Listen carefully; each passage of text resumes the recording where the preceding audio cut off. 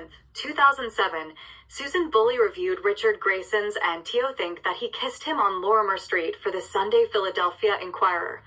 Richard Grayson is a funny guy from Canarsie, Brooklyn, and he's been writing short fiction for decades. He's also a lawyer and a teacher, which doubtless does a better job of paying the bills. Which isn't to say he's not a wonderful fiction writer. He is, but his kind of metfiction, mixing his memories. Numerous main characters are named Richie Grayson, with his inventions about pansexual borough dwellers dealing with minor and major crises, read like stand-up comedy routines. Only a few of the tales in this book, including the title story, are fully realized short stories in a traditional sense. At first I wished he'd pen more of the longer, less autobiographical stories, but when I got into the rhythm of his riffs, I changed my mind. Here's his kind of shtick from In the 60s. At the beginning of the 60s, women were girls and girls were chicks. By the end of the 60s, girls were women and chicks were poultry. In the 60s, I raised money for a black classmate indicted for murder.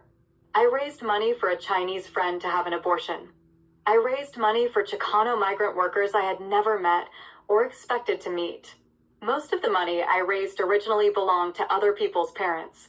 This is very funny stuff, but it's a comic monologue rather than a story with the traditional elements of plot, characters, setting, and so forth. Grayson has hit upon a good formula, though, to generate a piece of writing, the annotated list. Hence, he has 7 sitcoms, branch libraries of southeastern Brooklyn, the lost movie theaters of southeastern Brooklyn and Rockaway Beach, and so on. But like Grandma's beef brisket, a little of this goes a long way.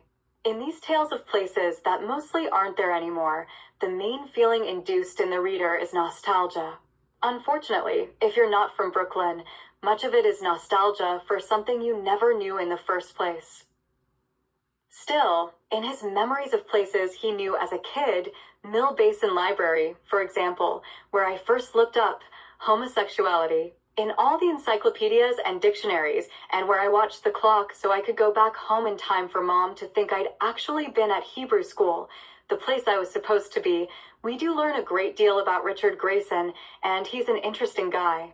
A bisexual kid who spent most of his teen years housebound by panic attacks, Grayson read and wrote, and watched TV, hence, 7 sitcoms to survive. Finally, antidepressants helped him regain his sanity and get out of the house. The fluid sexuality of the characters in these tales adds to their appeal, though mostly the gay main characters suggest Grayson at different ages, from uncertain virgin to gay role model for his young neighbors, Ryan and Sam. I don't get looked at much in any way anymore, definitely not by guys their age.